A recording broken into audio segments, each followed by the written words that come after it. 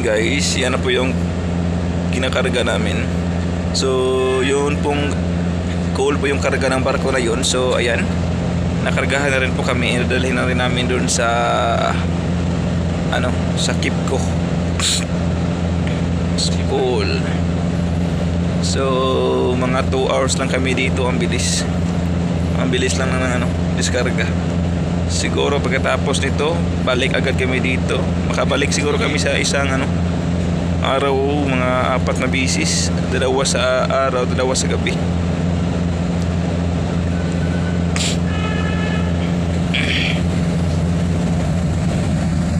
So ayan, naka-ahead na po tayo.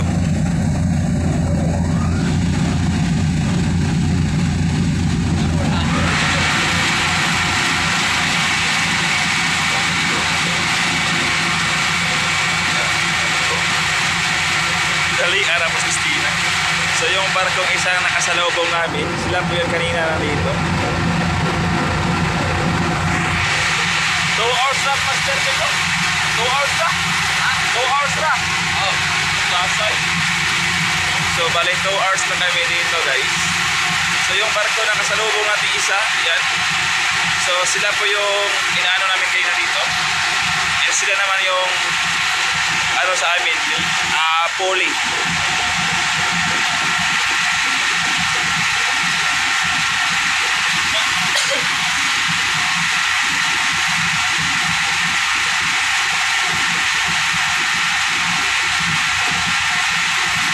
ganito lang yung biyahe namin. So yung barko na yan from international sea, from international ship, yung kargamento nila is kukunin namin, dadalhin namin doon sa Pantalan, doon sa Kipco. Kasi yung barko na yan guys, masyado na yung malaki, hindi na po kapag dumadaong yan po sa Pantalan, hindi na po siya makadaong doon kasi medyo mababaw ang Pantalan doon. Kaya kami na po yung kumukuha dalhin sa Pantalan. So let's go. So masin-masin na kayo dyan mga viewers. So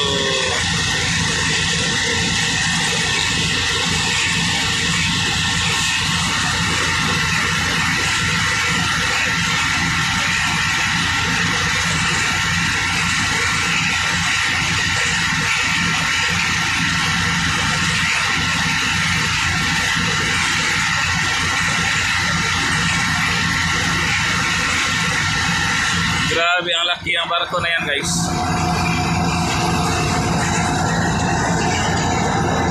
Ang haba.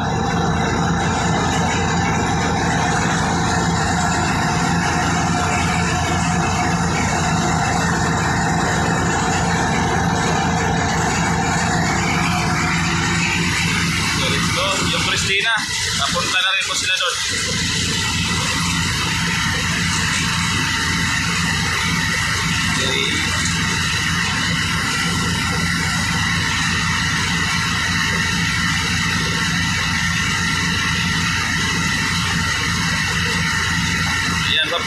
Galing dito, papunta doon sa Kipco mga ka-homeboy. Mga 30 minutes. Kasi malapit kami yung Kipco. Yan, dyan po. Yan.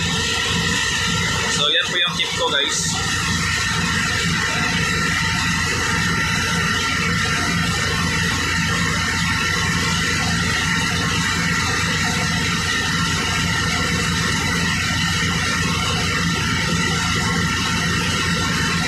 Boardwalk ng Naga is nandyan na yung boardwalk ng Naga. Nandyan mo yung boardwalk ng Naga.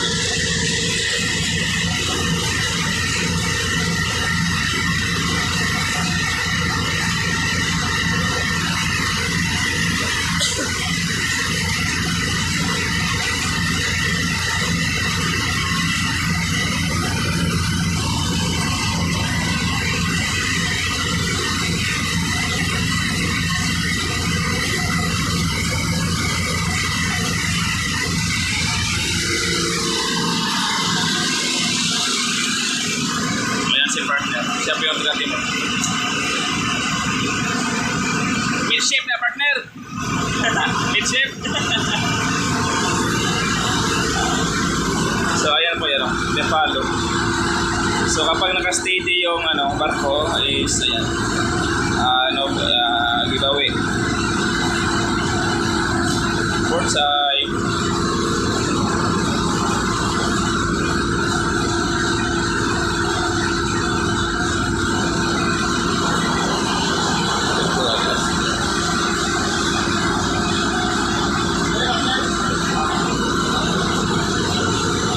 So the GPS system bit.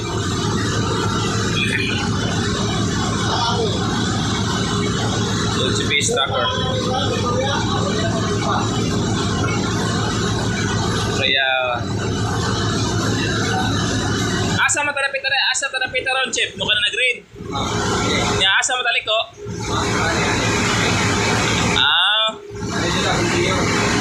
Kani. Ari igabot dire liko ta so dadya. Bahura na dia. Muliko de tadi ay.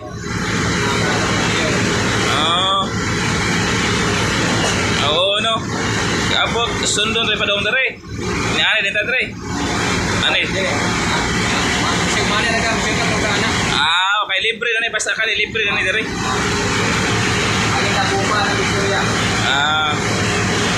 Choya. Dari pita bahura din so bahura.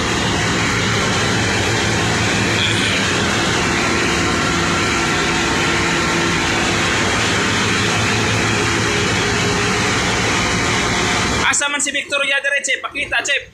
Makita dire si Victoria. Wala sila wala sila inani. Wala yun kay mo tatak matas la sa dapitas na no.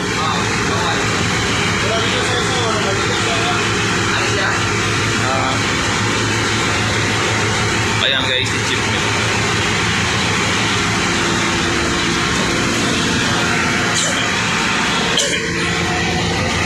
So kapag nagmamanyobrada guys, kailangan rin maingat kasi meron kasing mga bahura. May mga bahura kasi yung dagat, no? So kailangan natin malaman kung saan po yung dapat natin dadaanan. Kaya nga may yung GPS, malulukit nila kung saan banda yung bahura or medyo mababaw. Malulukit nila kung saan mababaw na parting dagat at saka yung pwedeng daanan. Kaya ito, sinusunod namin yung GPS kung saan. Yan. So may isang barko pa doon, si Victoria naka-anchorage. Hindi pa lumaong. Pas dia ini angkuhan.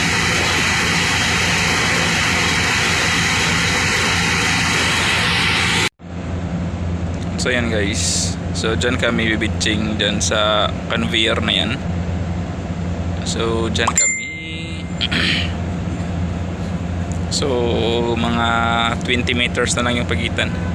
Malapit na kaya nakasdo ahead kami.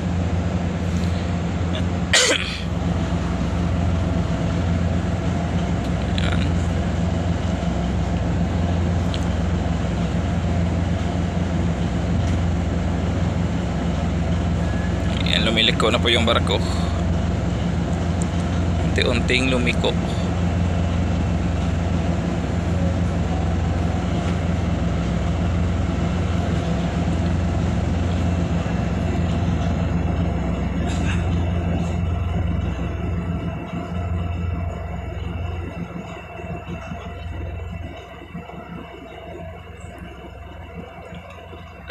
Malapit na guys. So sana safe po yung natin dyan, pagdaong. So yan po yung keep ko dito, no. So itong coal is ginagamit nila yan para magbigay po ng power. Keep ko kasi sila po yung nagbibigay electricity dito sa south. So yung coal na yan parang ibibigay doon nila ilalagay dyan sa planta para sunugin, makapagbigay po ng power. Parang ganon siguro yun.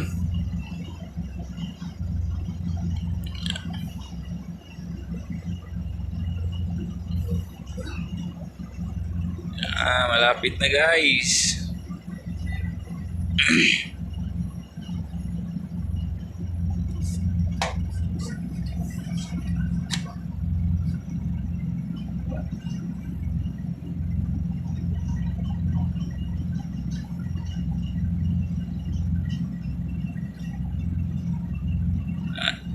Yan, lumiko na. Malapit na, malapit na.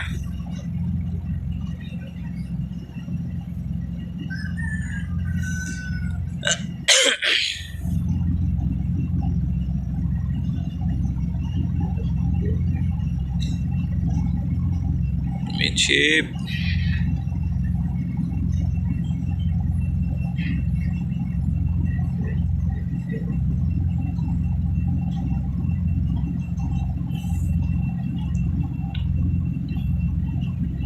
So tignan natin guys until na makakatraka na po yan.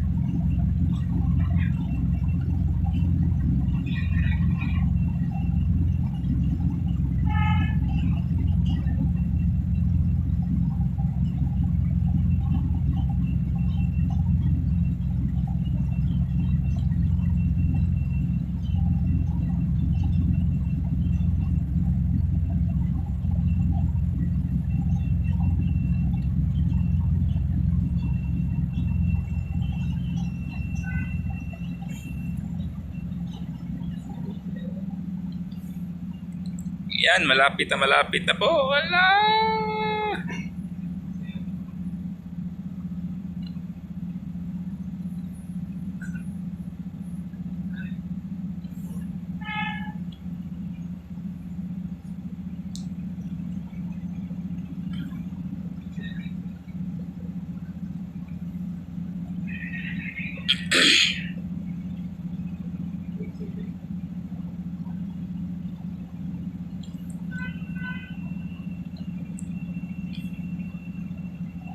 Ayan, so yan po yung conveyor dito guys. So ibig sabihin po yan, hinihigop lang po ng conveyor yung kargamento.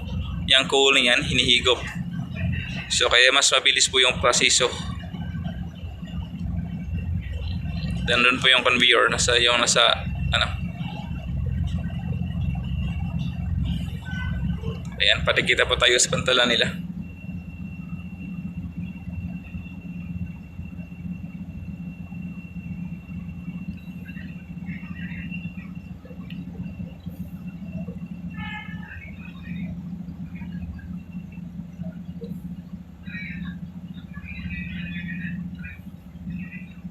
So, ayan.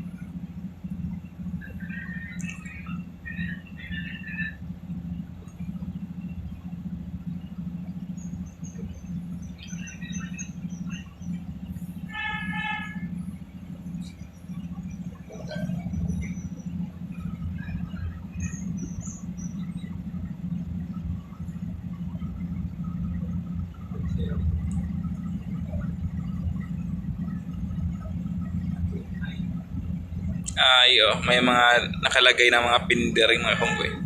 So pinder po yung tinatawag na yung may mga kulay parang berde. Yan po yung pinder.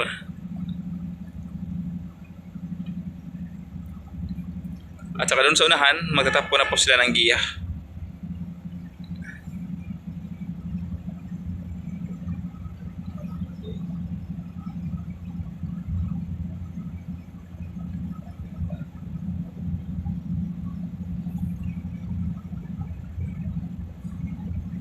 Yan. So, yung nasa ano lang pala nagbigay ng giya.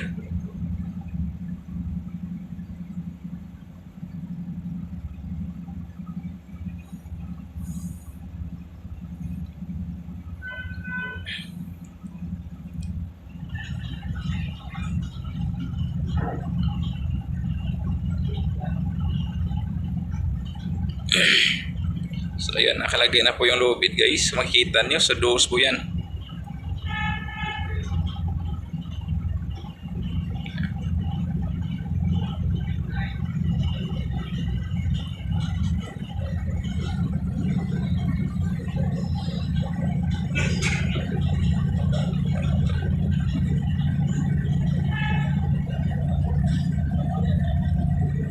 So ayan, dikit na po tayo. Nakadikit na po yung proa at saka pupa. Ayan. So ganyan lang po kasimple guys. Magpadikit ng kapag kabisado na po ng mga kapitan yung kailang didikitan. So ayan po guys. Thank you so much po sa lahat ng nanonood. And kita-kits po tayo mamaya sa ating next video. God bless.